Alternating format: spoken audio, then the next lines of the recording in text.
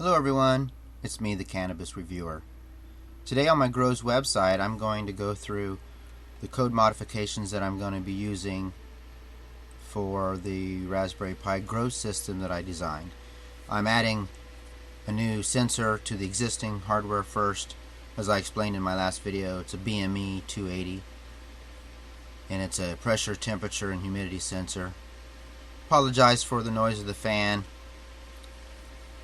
I'm using some old hardware and it's a little bit noisy. Hopefully it won't be too loud.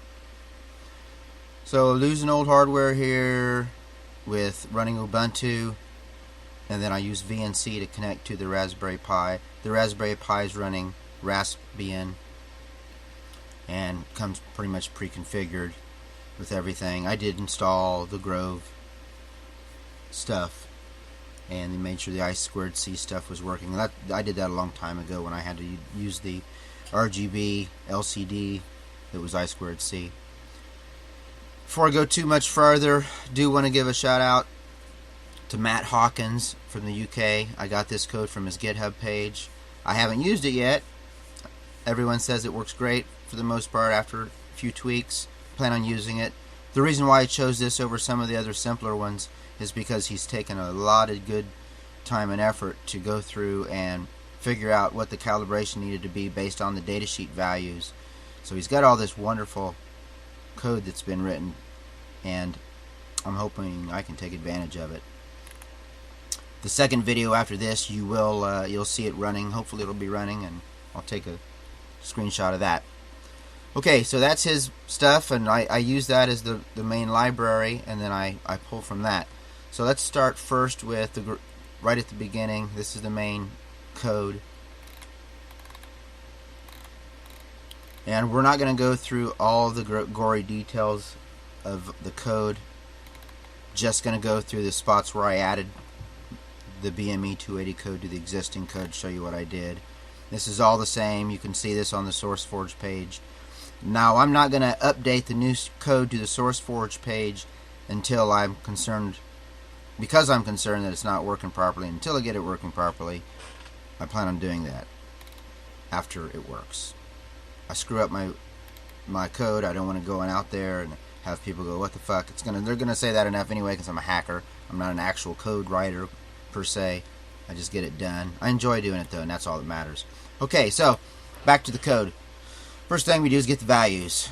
Before, in the previous code, I just had a function call that said get temp, because I was only using the DHT22. I didn't really need to worry about anything, so I said just get temp, and it got everything.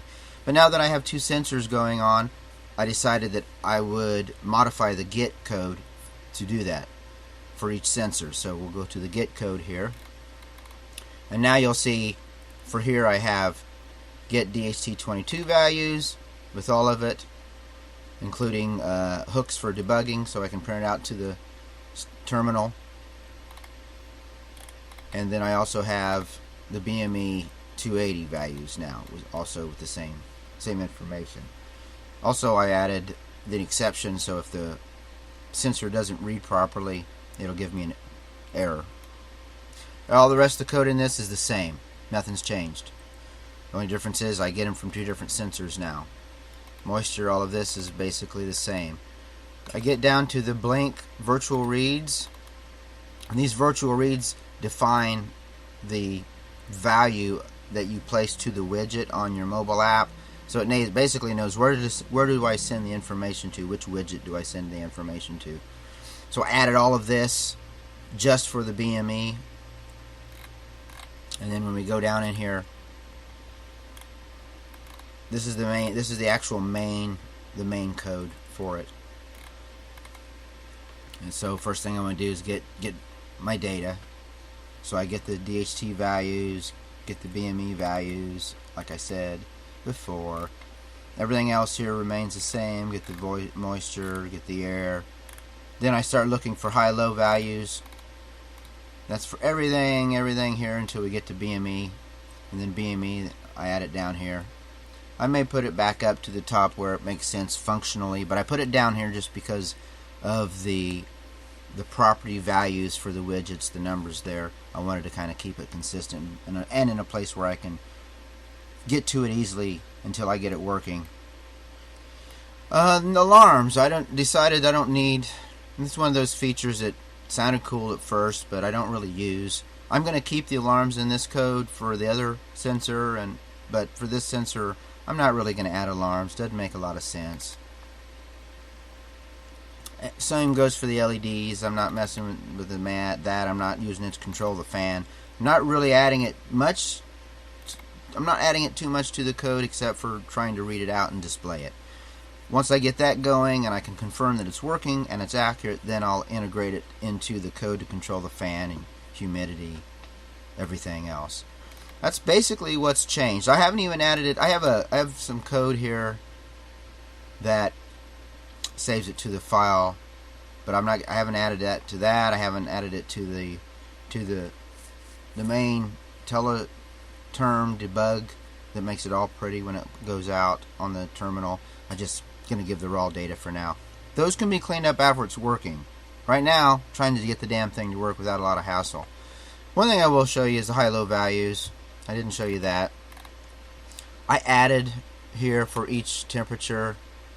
We already had this information, but I just added this information here to get the high and lows. Only don't care about pressure. Only temperature and humidity, high and lows. Pressure's the pressure. It shouldn't change. If it does, we're going to have trouble. I mean, it'll probably change a little bit, obviously, but nothing too substantial. Maybe I'll change my mind.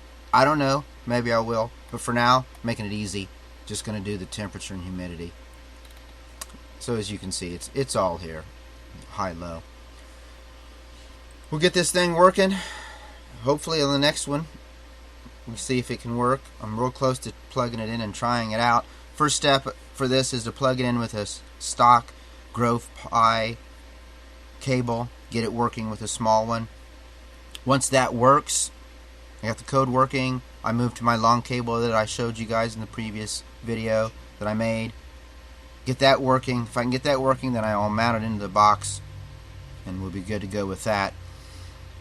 Once that's working, I'll move towards the moisture sensor. That moisture sensor is going to take a little bit more time though, because I have to replace it with the density sensor, and that means removing density sensor code, making sure the virtual read property numbers for the widgets all get addressed properly, and I don't have any troubles with conflicts.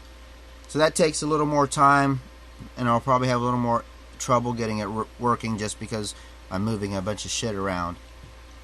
This will be first, that'll be second. Once I get that done, I'm hoping that it works really well and it does what I want it to do. I appreciate you guys watching this long video. I hope that any of this that I'm doing and mistakes I make can help you all out. I'm not a really good Python code writer. I'm a kind of a Python hacker to get stuff done. So I do apologize for you guys and gals that are really good at code writing and you come to my page and you go, ugh. You can always provide information and help.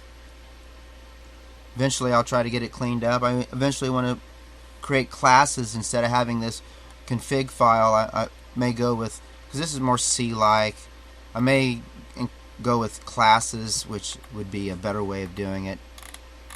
I gotta have time to do that though. Right now I'm more interested in making sure I can grow my medicine very efficiently, and then I'll work on the code. So this is the Cannabis Reviewer.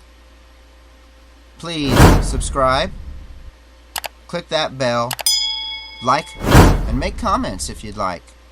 Really appreciate everything that everyone says. And as I always say, happy smoking.